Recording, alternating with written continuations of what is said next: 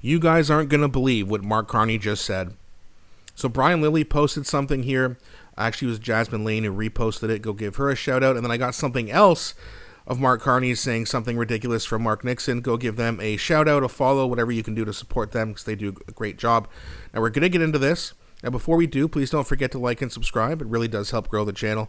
I appreciate you guys so much for doing that. All right, so Brian Lilly says, asked if he's spoken to Trump lately, Carney says, who cares? Jasmine Lane says, maybe your entire voter base, but alrighty. Boy, it seems like April and March were so long ago. It was all about elbows up and dealing with Trump, and this is the guy to deal with Trump.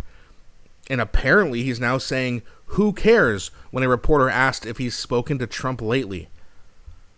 Pretty unbelievable. Those elbows must be getting real sore right now. So let's have a look at what Mark Carney has to say, and then we'll talk about it, and we'll get into the next clip after.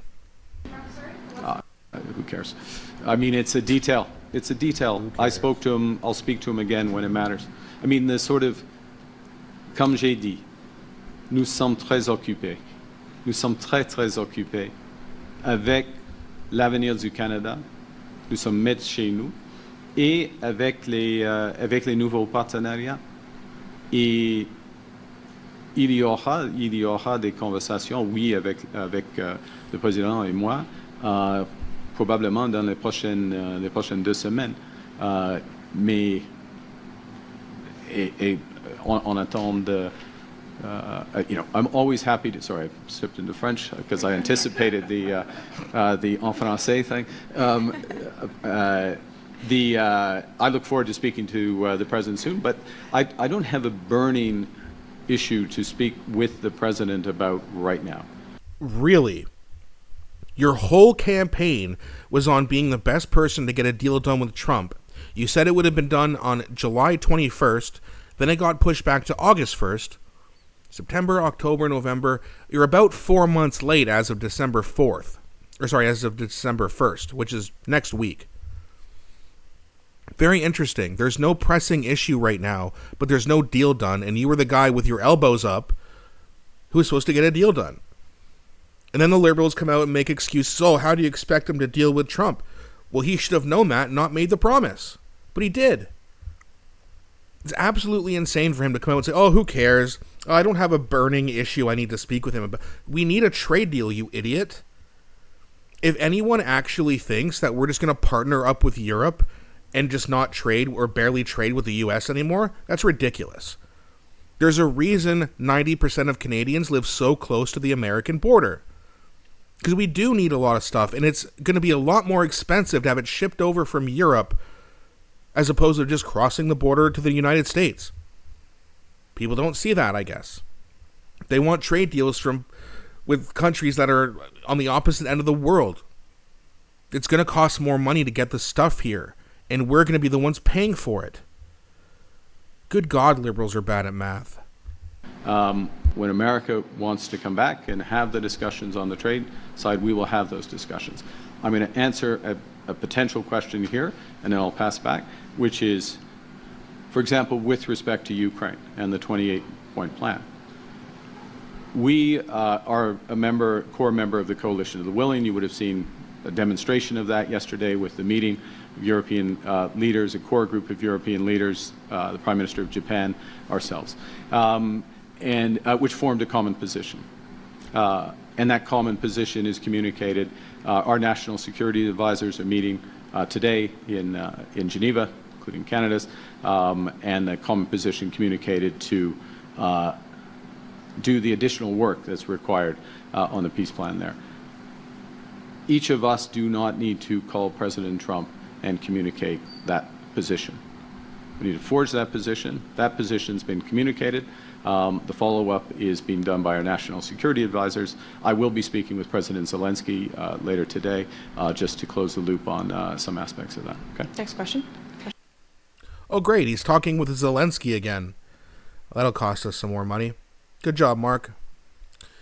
So, now we have Mark Nixon's clip that he made here today.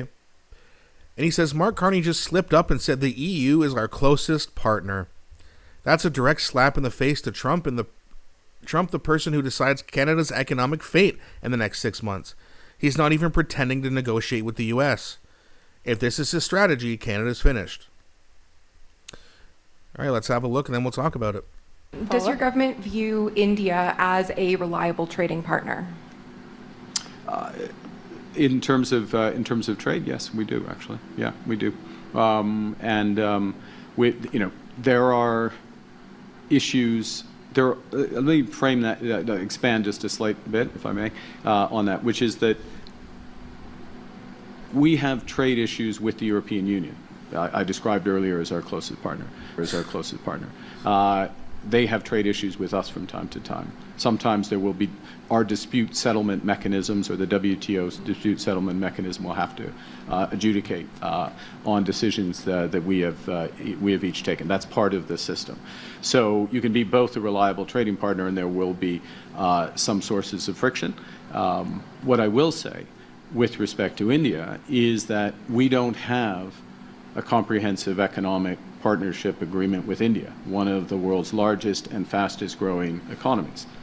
The ability to have more effective trade with them, to scale that trade with them, would be greatly helped by that, and that's one of the many reasons why I'm looking forward to the discussion with Prime Minister Modi this afternoon. Prime Minister Modi? You mean Putin's buddy? Weird. We want to partner up with Putin's closest adversaries, or closest friends, I should say. Very interesting, isn't it? So we now have the EU, who is going to be our best trading partner. Pretty stupid. A deal should have been done. And if Mark Carney realized he couldn't get a deal because he couldn't handle Trump, he should have never made that promise. But he did, and he broke the promise, and he should be held accountable. But don't tell that to a liberal. They don't know what that word means. It's so funny. Like sometimes, like in my personal life, I'll hear people. I'm not going to mention any names, but I hear people who complain about the way things are, and then they vote liberal. Oh no, they're going to fix it this time, just like the last time and the time before that. They supported Trudeau to the very end. And then as soon as they were told that Trudeau's no longer good and that they need to start supporting Mark Carney, they did. For no reason. They don't know who he is. They don't know his resume. They just heard it was good. And on paper, yeah, it might look good, until you realize what he's actually done. The guy was the CEO at Goldman Sachs, a hedge fund company. Yeah, there's no like corruption or shady dealings there. That's such a good thing to have on your resume. Ask people in the UK how he did as their top banker. Did nothing but print money. Sound familiar, right? And then he comes over here and advises Justin Trudeau for 5 years, which again, a lot of people don't seem to know. He was his economic advisor as the economy went to shit. That guy is now our prime minister. It's pretty wild. And I used to have like a little bit of empathy and compassion for people who would vote liberal and complain about the problems, because I didn't really understand why they were doing it. But now, I have no compassion. I have no empathy for people who vote liberal time after time again, don't learn their lesson, then bad things happen, crimes are committed, and then that person is let out on bail. Jobs are going to get lost. And if you voted liberal, I can't care.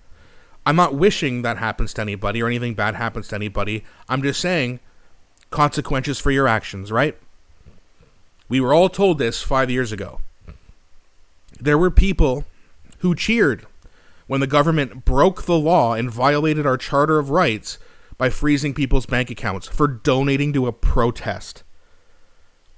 It's the most ridiculous overreach of the Canadian government we've seen in a long time. And they cheered for it. Just remember that. When they lose their jobs, or they're having a tough time affording groceries, just tell them consequences for your actions. And they'll call you heartless and an asshole, but just reference back to the things that they were saying during COVID. There were people saying that people who didn't get the vaccine should be ignored if they have to go to the hospital. So give me a break with all this, oh, the liberals, we're so accepting, tolerant, and loving. No, you're not. You're actively voting to destroy your country, and when your fellow Canadians have their rights taken away, you cheered. Bunch of morons. You can't have a liberal without having hypocrisy. Either way, that's going to be it for this one, guys. Please, again, don't forget to like and subscribe. Helps me out so much. I appreciate you. I'll be back shortly with a new one.